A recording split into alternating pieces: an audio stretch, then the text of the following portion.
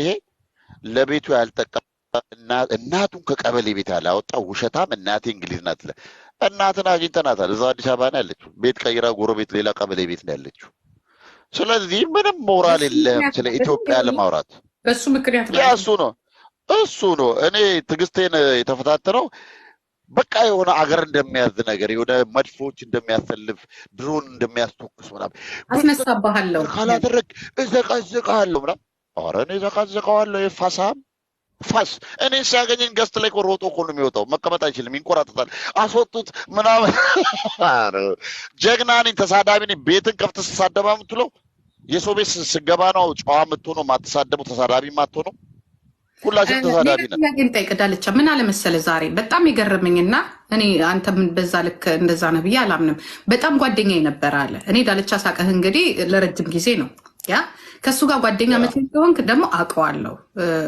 ትዝ ይልህ እንደሆነ ጌም ልትጫወቱ ስትሉ በቅርብ ነው በቃ የጌሟ ናት ከጌሟ በኋላ ነው ማለት የዛለት መተሽ አንቺ ስትቆጪ እኔ የምሰራውን አውቃለሁ ቴን ያልኩሽ በቃ ይረመምበር ደውለሽ ስትቆጪኝ ማለት ነው እኔ የምሰራውን ነገር አውቃለሁ ኢሳም ሊሰድበው ሲገባ ኢሳም ተውት ለምን እንደዚህ አይነት ሌባ ሹካካ አስጠግተሽ ቤት አስገብተሽ ሰፈር አላምደሽ ከዛ በኋላ አጠናግረሽ እዛ ታሽከረክራለሽ ለዛ ነው አሁን የሚዞርበት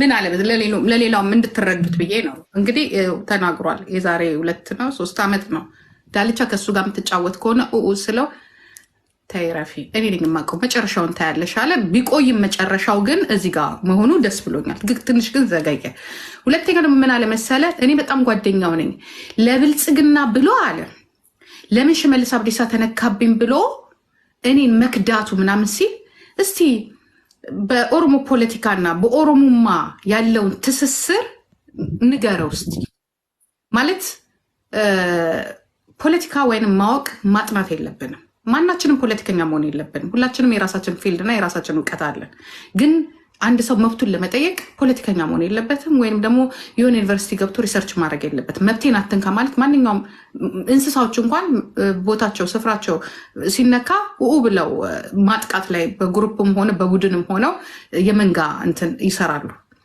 እንደ ሰው ደግሞ ማንም ሰው ሲጠቃ ፍራ እግዚአብሔር ያለው በሃይማኖት ውስጥ ያደገ በሰለጠነ ጊዜ የተወለደን ሰዎች ነን እና ሰዎች መነካት የለባቸውም ብለን ዘራችንና ቀለማችንን ሳንለይ ለማንም ድምፅ ሆን ግዴታችን አይደለም እንደ ኦሮሞ በማንነታችን በሀገራችን በኢኮኖሚያችን በፖለቲካችን እንደዛ ስንሆን አብይ ማነው ዳልቻ ስለ ሽመልስ መከራከሩ እና እንትን ማለቱ ዮኒ ማኛን መግፋቱ አይደለ እና እስቲ በዚህ ላይ ያለውን ልዩነት ፖለቲካ ማለት ለአንተ ምንድን ነው ዳልቻ ፖለቲካ ማለት ዘር ቀለም ነው ወይስ ሐሳብ ነው እውነት ፖለቲካ ማለት ኤቭሪ ሰከንድ የምንተነፈሰው ትንፋሽ አገራችን የምትንቀሳቀስበት ሁሉ ነገር የተያያዘ ነው ኢኮኖሚ አኗኗራችን ነው ፖለቲካ ማለት የምንኖረው ህይወት ነው ፖለቲካ ለነሱ የሆነ በቃ ተነስቶ ምቀኝነት እኛውን ምቀኝነት የለንም አሁን ያለው የኢትዮጵያ ፖለቲካ ምን አለ መሰለሽ አሁን ይሄ የሚንጫጫው ነገር የነበረው ጦርነት ላይ የታሰበው የትግራይ ህዝብ ያልቃል ተብሎ ነበር የታሰበው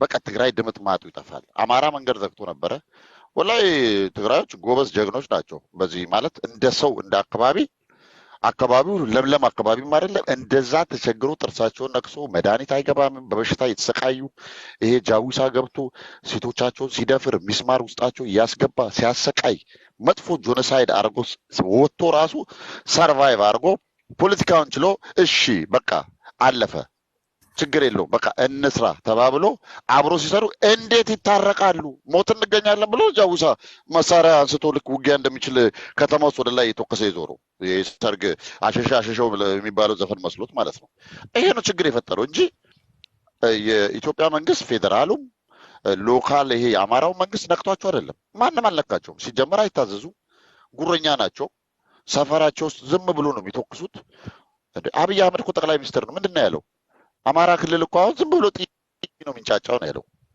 ጨቢ ማለት አይገባቸውም በረዶ ማለት ነው በረዶ ሲወርድ ተታታታ ዝም ብሎ ነው የሚያንጣጡት ለሊቱ ሙሉ ያለ ምንም ምክንያት ሰክሮ ሲተኩሱ ነው የሚያድሩት የሰካራም ሰፈር ነው ሰፈሩ እና ለምን እንዴት የትግራይ ህዝብ እንትኑን ያገኛል ባንክ ይከፈትለታል እንዴት በሰላም ይኖራሉ ነው እንጂ ከኦሮሞ ጋር ተጋይቶ ምናምን አይደለም ከዛም እዚህ ጋር ያለውን ነገር የኦሮሚያ ምድር የደም ምድር እናደርጋለን ብሎ የተወያዩት የዛሬ 6 ዓመት ነው። ጂጂ ፌስቡክ ላይ እኔም አንቺም ስለጥፎ ነበር።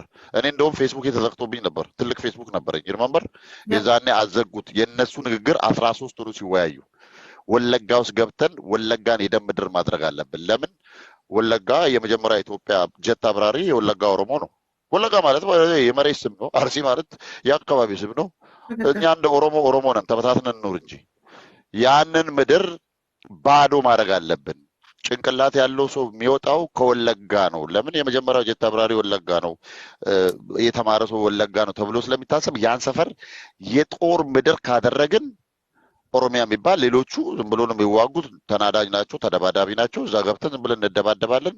በቃ ሀገሪቷን ኦሮሚያን ዘጭ አድርገን እኛ የበላይነታችንን እናስቀጥላለን፣ እንደምንም ብለን የሚኒሊክ ቤተመንግስት እንገባለን ነው ካልኩሌሽናቸው። የሚገርምሽ ይህ ድሮ ጭንቅላት የሚኒሊክ የዛሬ 140 ዓመት ሚኒሊክ እኮ በሚያውቁ መንገድ ነው የዛኔ ዓለም ላይ እኮ ሰው ባሪያ በሚነገድበት ሰዓት ነው። እብን ነጮች ጥቁርን ከአፍሪካ አምጥቶ አገራቸውን ድልድይ በነፃ 400 ዓመት ባሰሩበት ሰዓት ነው እነ ሚኒሊክ አገር የመሩት። ዓለም ሁሉ በነበረበት ዓለም ሁሉ አካሄዱ ጀዝባ በነበረበት ዘመን፣ ቴክኖሎጂ ባልነበረበት ዘመን ነው። አሁንም ያቺን ነገር ማምጣት ይፈልጋሉ። እምዬ ሚኒሊክ ምናምን ሲሉ እኮ በቃ እምዬ ሚኒሊክ ሲሉ እኮ በቃ ኦሮሞን ዝቅ የሚያደርግ ነገር የሚያመጣልን ነገር አብይ የመሰላቸው እነሱ። አብይ ሚስቱ ቅማንት ናት። ሚስቱ ቅማንት ሆነች ማለት አማራ ሆነች ማለት አለ። ሚስቱ ቅማንት ስለሆነች አማች ነንና ሰውዬ እንደ ሌሎቹ ጽንፈኛ ኦሮሞ አይደለም፣ እኛ ያልነውን ያደርጋል ምናምን ብሎ ከዛ ምንድን ነው እሱ ትግራይን እንጨርስ እንጂ ሌላው ገብስ ነው፣ እዳው ገብስ ነው ማለት ስንመለስ ወለጋ ላይ እንዘምታለን። አደረጉት ደግሞ አልቻሉ፣ ሞከሩት። ገብቶ ምንድን ነው ያደረጉት? የወሎን ኦሮሞ የወሎን አማራ መርጦ መጀመሪያ ሞጣ መስጊድን አቃጠሉ። ከዛ ጎንደር ሄዶ መስጊድ አቃጠሉ፣ ጨፈጨፏቸው ወሎችን። ከዛ በአጎራባች በሚቀርብ ኦሮሚያ ድንበር ላይ ያሉትን ወለጋ አካባቢ ያለውን ገብቶ ወሎችን ነው የጨረሱት። ወሎ ተመርጦ ነው ያለቀው። ስለዚህ ወሎ ክልል መሆን አለበት። መንግስት ኦሬዲ ተላልፏል፣ ተዘጋጅቷል ክልል ለመሆን። ወሎ በቅርብ ክልል ሆኖ የወሎ ህዝብ አማርኛ ተናጋሪውም ኦሮምኛ ተናጋሪውም ትግረኛ ተናጋሪ 3 ቋንቋ ነው ያለው ራያ አካባቢ። ይሄ ሁሉ ማለት ነው ክልል ሆኖ ልክማ ራሱን ችሎ ከነዚህ ሰዎች ሴራ መውጣት አለበት። አንደኛ ወሎ ሙስሊም ነው፣ ሙስሊም ሲሆን ወደ ኦሮሞነቱ ይሄዳል ተብሎ ይታሰባል። ለምን የኦሮሚያ ካርታ ልክ እንደ ፍቅሪዝም ጣት ወደ ላይ የቆመችው ጫፏ ወሎን ነው የሚያሳየው። ያቺ ጫፏ ወሎ ናት። ያንን ቆርጦ ወሎ ብቻውን ክልል መሆን አለበት። ለምን ኦኬ እኛ ምንም ይሄን ያህል የክልል ችግር የለብንም። ህዝቡ በጣም የኛ ህዝብ የነበረ ህዝብ ነው፣ የተጮቀነ ህዝብ ነው፣ ተፈጨፈ ህዝብ ነው። አጼ ዮሐንስ እኮ በግድ ክርስትናን ተቀበሉ ብሎ እኮ 30 ሺህ ወለየ እኮ ጨፍጭፎ እኮ ነው ከዛ የደነገጡ ነው አማርኛ ተናጋሪ ሆነው። እንደዛ ነው። እና ብዙ አይነት ሴራ የሚሰራው ወሎ ላይ ነው። እኛውን መስራት ያለብን ወሎ ላይ ነው። ወሎን በደንብ ፑሽ ማድረግ አለብን። ክልል መሆን አለበት። ወሎ እንደ አማራ ራሱ አይታይም። ቤተ አማራ ተብሎ ነው የሚጠራው። ለምንድን ነው እሱ ብቻ ቤተ አማራ የሚባለው? ሌላው ጎንደሬ ጎጃሜ እየተባለ ዳልቻ። አንድ ነገር እዚህ ጋር ለሁላችሁም እድሉን ሰጣችኋለሁ። ኦኬ ዳልቻ ብዙም እንትን አይልም ብዬ ነው በየቦታው ስለሚሄድ። እኔ እዚህ ጋር ደግሞ ጥያቄ ያለኝ በብዛት ይህንን ጥያቄ ወይንም ደግሞ የማንኛውም የብሔር ብሔረሰብ የአማራም ሊሆን ይችላል፣ የወልቃይትም ሊሆን ይችላል፣ የወለጋም ሊሆን ይችላል። ይህንን ጥያቄ የሚያርገበግቡትና የሚያቃጥሉት እነማን ናቸው ነው? አሁን እኔ ዳልቻም እዚህ ጋር ላይ የፈለግኩት ምንድነው ብዙውን ጊዜ አይተህ እንደሆነ አሸንዳ በሚዘጋጅበት ሰዓት ባለፈው 2 እና 3 ወር ላይ በጣም ደስ ብሎን ኢቭን አሸንዳ አይደለም የኤርትራ የነፃነት ቀን እንኳን ፊንፊኔ ላይ ሲከበር የነበረውን ፍትጊያ ትዝ ይልህ እንደሆነ ታውቀዋለህ። ዱቄት ኤርትራያኖችን እንትን በማለት ማለት ነው። እኛ ደግሞ ኤርትራያኖችን እንደ አንድ ጎረቤት የትላንትና ማንነት አንድ ላይ የነበረን ዛሬ ደግሞ የራሳቸውን ነፃነት አውጀው የራሳቸውን ሀገር ሰርተው ግን ኢትዮጵያ ሰከንድ ካንትሪ እንደሆነች ለነሱ ሀገራቸው እንደሆነች ከልብ እየተመኘንላቸውና የነፃነት ቀናቸውንም ደግሞ እንዲያከብሩ መፍቀድ ሳይሆን በደስተኝነት አብረን የተቀበልናቸው ሰዎች ነው እና በዛ ይህንን ነገር እንደዛ ሲያዋክቡትና እሳቱን ሲያነዱት የነበሩት እነማን እንደሆኑ ይታወቃሉ። አሁንም ደግሞ ስለ ወሎ ክልል መሆን ወይንም ደግሞ ስለ ወልቃይት ወይም ስለምንም ባለፈው 2 ዓመት ውስጥ የዚህን ያህል የነደደ ነገር አልነበረም። ገብቷል። አሁን ግን ስለ ወሎም ጥያቄ ፊት ለፊት ሆነው የሚያርገበግቡት